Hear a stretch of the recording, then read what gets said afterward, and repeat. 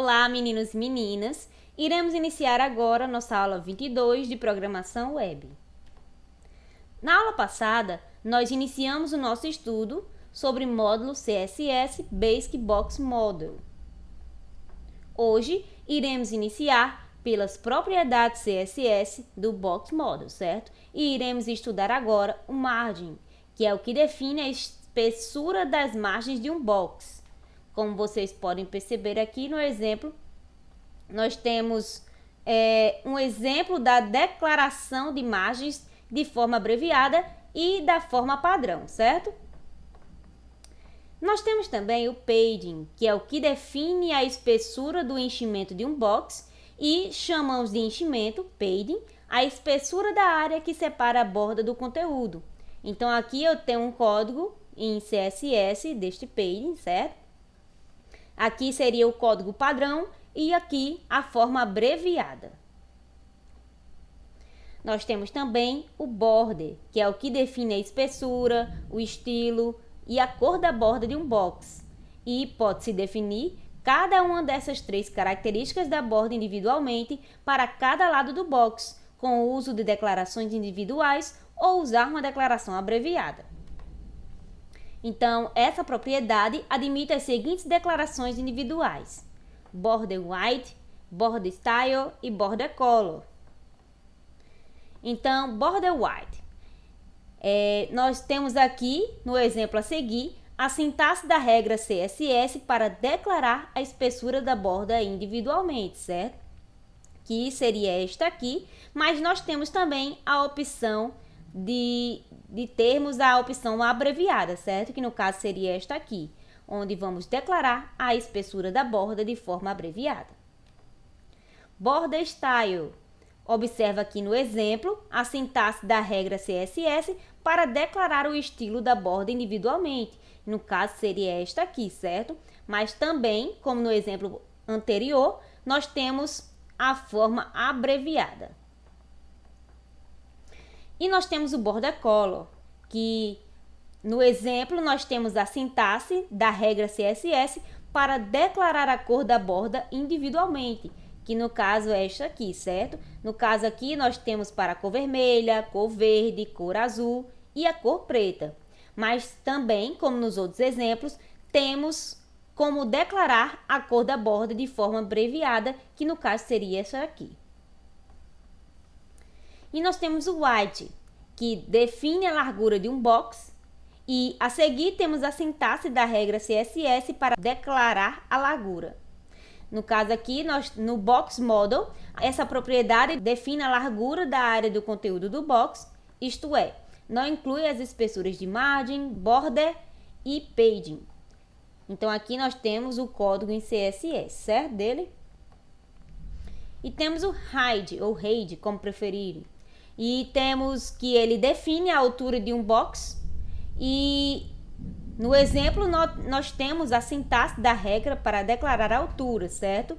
Como vocês podem perceber bem aqui. E agora nós vamos ver o posicionamento CSS, que ele inicia pelo esquema normal, que é um esquema padrão de posicionamento dos boxes, certo?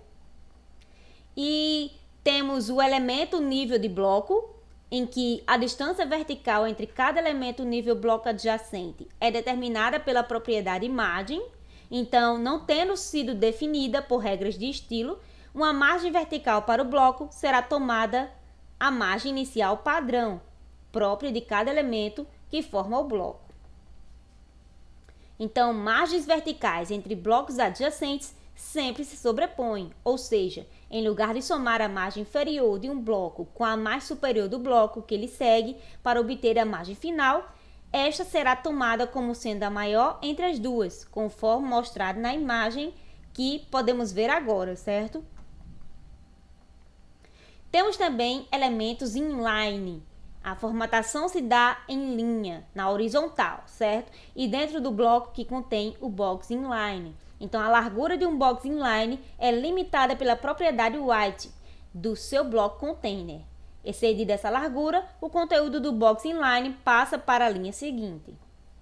Como vocês podem observar bem aqui, certo?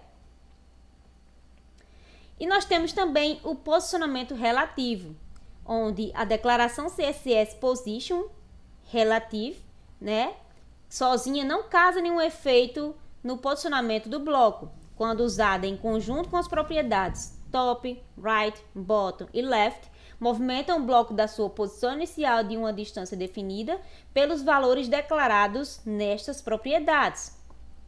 E medidas de comprimento CSS são empregadas para definir as coordenadas do deslocamento.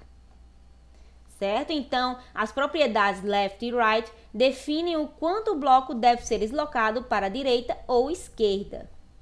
Então, aqui nós temos um exemplo, certo?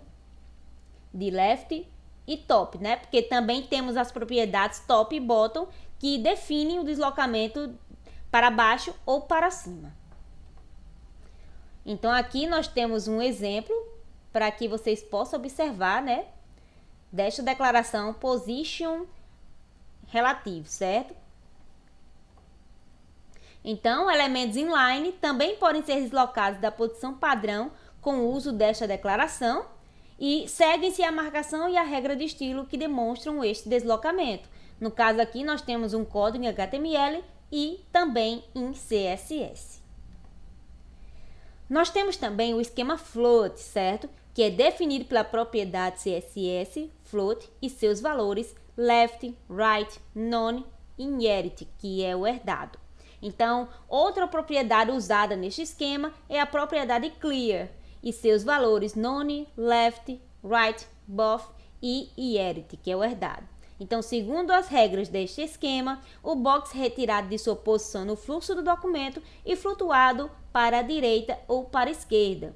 No caso, o espaço original, ocupado pelo box, não será deixado livre, sendo preenchido pelo elemento que ele segue no fluxo do documento.